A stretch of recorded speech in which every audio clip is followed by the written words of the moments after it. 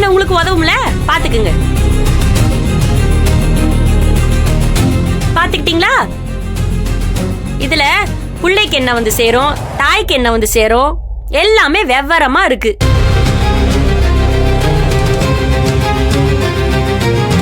உங்களுக்கு ஒண்ணு தெரியுமா? இப்ப நம்ம பேர்ல சொத்து இருக்கணும்னு அவசியமே இல்ல.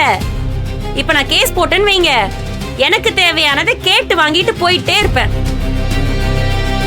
ஏய், இப்போ உனக்கு என்ன தேவையோ அதை மட்டும் பேசு.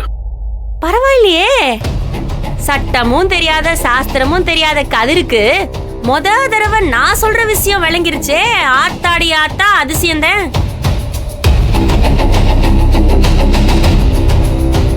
தாருங்க, இப்ப நான் சொல்றதை இந்த பத்திரத்துல எழுத சொல்லுங்க. ஒண்ணும் இல்ல, 10 வருஷத்துக்கு மேல இந்த குடும்பத்துக்காண்டி நாங்க வாழ்க்கையில இருந்து நிக்கிறோம். எங்களோட இளமை, உடல் உழைப்பு, மனசு, அறிவு எல்லாம் நாசமா போச்சு. படிச்ச படிப்புக்கு வேல்யூ இல்லாம போய் அதுக்காண்டி எந்த வேலையுமே நாங்க செய்யல. இம்புட்டு வருஷமா இங்கனையே இந்த வீட்டு வேலையை செஞ்சுக்கிட்டு சோறாக்கிக்கிட்டு சட்டி சோறாண்டிக்கிட்டு இருந்தோம். இதெல்லாம் கூட விடுங்க, சுயமரியாதை இழந்துட்டு நிக்கிறோம். அந்த சுயமரியாதையை ஈடுகட்ட என்ன பண்ணலாம் யோசிங்க.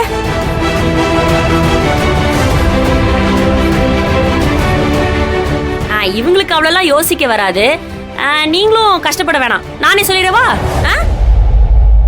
எங்களை மன உளைச்சலுக்கு ஆளாக்கி எங்க ரத்தத்தை உறிஞ்சு இம்புட்டு வருஷமா எங்களை அடிமைப்படுத்தினதுக்கு ஈடா ஒட்டுமொத்த சொத்துல இவங்களுக்கு இருக்கிற பங்குல இருந்து 20% எங்களுக்கு வந்தாகணும்.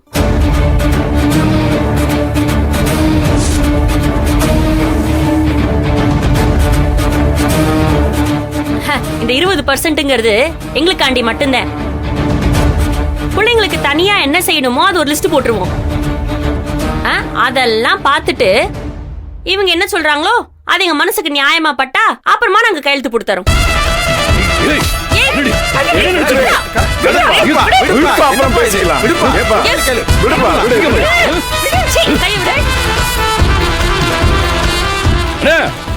பாத்தீங்களா என்ன கேக்குற ஆளுக்கு? பாத்தீங்களா? அவரையே கேக்குறீங்க? இதெல்லாம் ஆரம்பிச்சு வச்சதே அவர் தானே. பொழுது போட்டு குளிர் காஞ்சிக்கிட்டு இருக்காரு.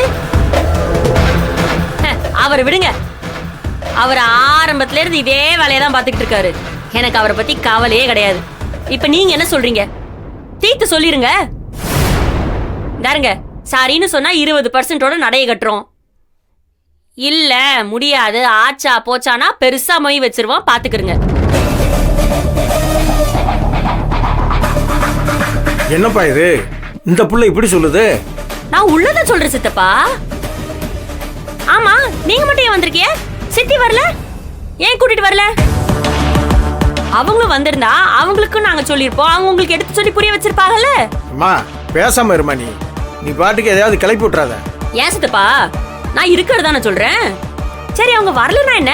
அக்கா, உமா சித்தி நம்பர் சொல்லுங்க, அவங்களுக்கு இந்த சட்டத்திட்டெல்லாம் ஒரு ஸ்கிரீன்ஷாட் அனுப்புறேன். ஏமா சும்மா இருமா நீ. அது எப்படி சும்மா இருக்க முடியும்?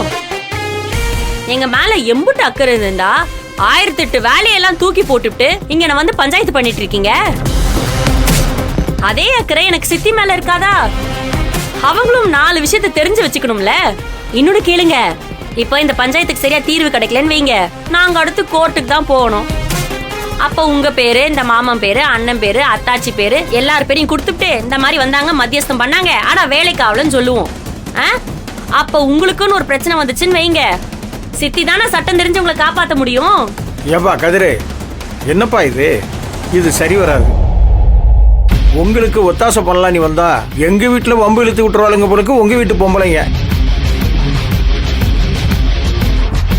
தயவு செஞ்சு எங்களை விட்டுருங்கப்பா, நாங்க போயிட்டு வரோம் தம்பி. என்ன இப்ப பேசணும் வந்தியல்ல, எங்க கிளம்புறிய? ஏப்பா நீங்களா பார்த்து ஏதாவது பேசிக்கங்க, எங்களை மாட்டி விட்டுறாதுங்க. அண்ணே, உங்க வீட்டு பொம்பளைங்க கிட்ட எங்களால பேச முடியாது, எங்களை மன்னிச்சிருங்கண்ணே.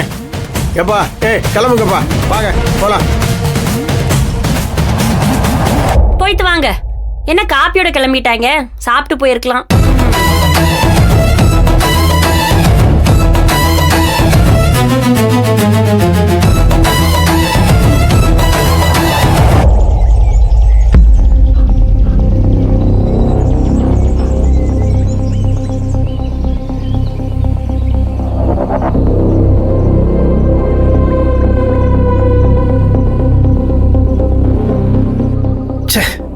இந்த மாதிரி கொடூரமான நாட்கள்னால தான் மனிதர்கள் மேல எனக்கு நம்பிக்கை இல்லாம போச்சுமா.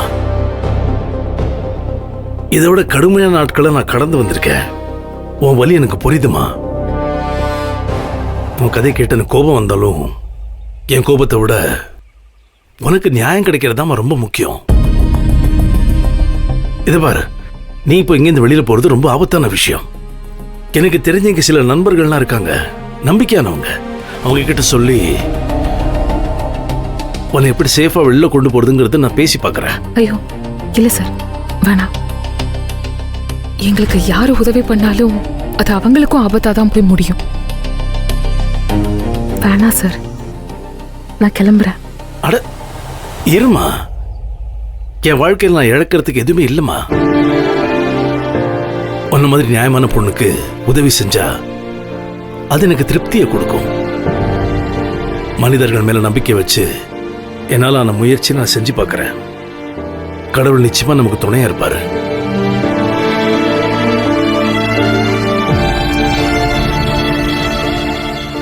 இதை பாருமா, பல வருஷத்துக்கு அப்புறம் நீ என் குடும்பத்தை ஞாபகப்படுத்திருக்க. அதனாலதான் என்னமோ என் மகளை நான் நினைக்க தோணுது. ட்ரஸ்ட் மீமா, நான் பாத்துக்கிறேன்.